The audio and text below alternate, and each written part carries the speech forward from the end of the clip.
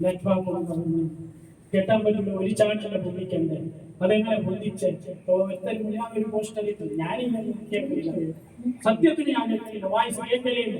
Poster എന്തോ എടുത്ത് നമ്മളെന്നെ ഒരു പ്രവർത്തകരെ കാണിച്ചു കൊണ്ട് നോക്കി. ആ പോസ്റ്ററിൽ ഫസ്റ്റ് തോയിപ്പോ കബൂറിന്റെ കാര്യം, അത് കഴിഞ്ഞിട്ട് പിന്നെ ഒന്നു, അത് കഴിഞ്ഞിട്ട് പിന്നെ ഒന്നു, 1-ാം ദിവസം 2-ാം ദിവസം ഓരോരുത്തരും എന്തെങ്കിലും ചെയ്യാം. അതെല്ലാം അയച്ചിട്ട് ഓരോരുത്തരും ഇടാതെ ഏതെങ്കിലും കൊണ്ടുപോയി ഇൻജക്ഷൻ വെച്ചെങ്കിലും പറയാത്ത ഇല്ലാണ്ടാണ് ചെയ്യാറ്.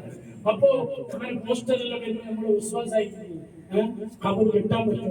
ഓരും പറയുന്ന ഹദീസല്ല, ഒരു ഹദീസല്ല, ഒന്നും അറിയാണ്ട് ഓർ പറയുകയാണ്. മഹാനായ സുൽത്താനുൽ ഉലമ, അതിന് വളരെ ഗൗരവമുള്ള തെളിവ് സുൽത്താനുൽ ഉലമന്റെ വീഡിയോ ഒക്കെ നോക്കി കണ്ടിട്ടുണ്ടാവുമെന്ന് വിചാരിക്കുന്നു. കണ്ടിട്ടുണ്ടെങ്കിൽ അതെല്ലാം കേൾക്കും.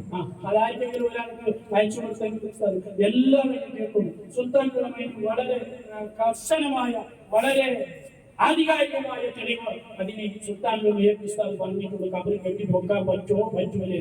മഹാനായ ഇബ്നു ഹജറുൽ ഹൈതമി ഖബർ കെട്ടിപ്പൊക്കാൻ പറ്റുമോ പറ്റൂലേ എന്ന വിഷയം ചർച്ച ചെയ്യുന്ന സ്ഥലത്ത് ഇമാം ഷാഫി റളിയല്ലാഹു അൻഹു മുമ്പിലും പറഞ്ഞിട്ടുണ്ട്. അതോടൊപ്പം ഇബ്നു ഹജറുൽ ഹൈതമി തുഹ്ഫത്തുൽ മുഹ്താജിലും പറഞ്ഞിട്ടുണ്ട് ഖബർ കെട്ടിപ്പൊക്കാൻ പറ്റുമോ പറ്റൂലേ എന്ന ചർച്ചയുടെ അടുത്ത് പറഞ്ഞിട്ടുണ്ട്.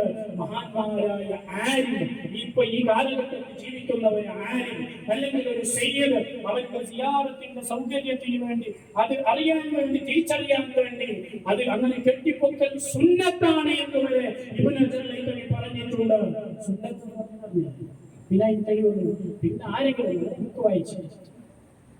ബുക്ക് വായിച്ചിട്ട് ഗൂഗിളിൽ നോക്കിയിട്ട് അങ്ങനെ ഇതെല്ലാം അയക്കുന്നല്ലേ.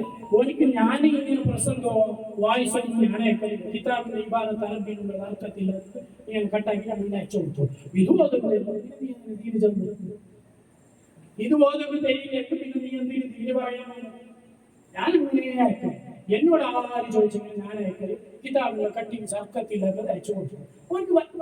ഒരു നേരെ അറബി മലയാളം അർത്ഥത്തില്ല വായിച്ച് പഠിക്കും. പിന്നെ എന്തിന് പഠിക്കും? ഇങ്ങനത്തെ ഈ പൊട്ടന്മാരാണ് ഇത്തരം വിഷയങ്ങൾ പറയുന്നത്. ഒരു പരമ്പര ഉണ്ടാവില്ല, ഏഴ് കുറച്ച് ഓതിയിട്ടുണ്ടാവില്ല, ആരൊക്കെ പഠിച്ചിട്ടുണ്ടാവില്ല. കുറച്ച് മദ്രസയിലൊക്കെ ഉസ്താദന്മാരാരെങ്കിലും കുറ്റക്കേടായാലും ഇങ്ങനെല്ലാം ആയിട്ട് നേരെയുള്ള ഈ സലഫിലും ജമാഅത്ത് ഇസ്ലാമി മറ്റെല്ലാം പോകില്ല. അപ്പൊ സലഫികളൊക്കെ അങ്ങനെ പറയണ ഉസ്താദ് അല്ല, സലഫികൾ അത്ര മുസ്ലിം അല്ലേ? ശരി, മുസ്ലിം അല്ലേ? നിങ്ങളെ കുത്തിവെപ്പ് നടക്കുന്നു അല്ല, നിങ്ങളെ കുത്തിവെപ്പാക്കുന്നു, മൗലിദാക്കുന്നു, എല്ലാവരും ആക്കുന്നുണ്ട്. കുത്തിവെപ്പ് മൗലിദ് അങ്ങനത്തെ ആക്കുന്നവരെ പറ്റിയിട്ട് എന്താണ് പറഞ്ഞത്? ഞങ്ങളെല്ലാം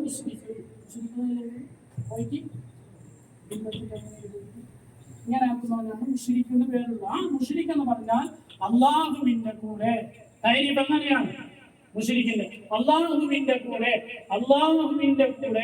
അള്ളാഹുവിനെ പോലെ ബുദ്ധിമുട്ടും അല്ലെങ്കിൽ ഉപകാരം ചെയ്യാൻ കഴിയുന്ന പറ്റുന്ന മറ്റൊരു ഇലാഹുണ്ട് എന്ന് വിശ്വസിക്കാനാണ് മുശ്രിക്ക് എന്ന് പറഞ്ഞത്. നമ്മളെല്ലാം പറ്റിയിട്ട് കാഫിറുണ്ട്. ഇലാഹിയത്തുണ്ടെന്ന് പറഞ്ഞിട്ട് നമ്മളെ പറ്റിയിട്ട് അവർ പറയുന്നു. അങ്ങനത്തെ ആള് ഞങ്ങൾക്ക് സമയക്കണം മകളത്തിൽ വിളിക്കണം. ഞാൻ എന്റെ ജീവിതത്തിൽ സലഫിന്റെ കല്യാണത്തിന് എന്റെ ഈ വയസ്സിന് ഒന്നിനും പോയിട്ടില്ല. ഇതിന് പോകുന്നില്ല. മരിക്കുന്നോടത്തോളം അറിയാതെ പോകാൻ എത്തിക്കേ വേണ്ടി ഞാൻ പോയിട്ടില്ല.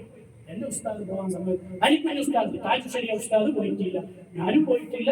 സുന്നത്ത് ജമാഅത്ത് കാര്യങ്ങൾ പോകാൻ പാടില്ല എന്ന് ശംസുൽ ഉലമ എഴുതിയ ഫത്വ, അതിന്റെ കോപ്പി എന്റെ വീട്ടിൽ എന്റെ കയ്യിലുണ്ട്. കണ്ണിയത്ത് ഉസ്താദ് എഴുതിയ കോപ്പി എന്റെ കയ്യിലുണ്ട്. അവൻ ഒരു സലഫി കല്യാണത്തിന് വിളിച്ചാൽ പോകാൻ പറ്റുമോ പറ്റൂലേ? പറ്റൂല എന്ന അന്ന് പണ്ടത്തെ സമസ്തയുടെ ഫത്വ, അതിന്റെ കോപ്പി എന്റെ കയ്യിലുണ്ട്. ധൈര്യത്തിൽ പറയുകയാണ്, പോകാൻ പറ്റൂല, അവരെ മംഗളത്തിന് വിളിക്കാൻ പറ്റൂല. ഇത് ശംസുൽ ഉലമ എഴുതി വെച്ചതാണ്. കണ്ണിയത്ത് ഉസ്താദ് എഴുതി വെച്ച ഫത്വയാണ്. അവർ മുസ്ലിം അല്ല, നമുക്ക് ഇസ്സലാത്ത് അവർ മുസ്ലിം അല്ല.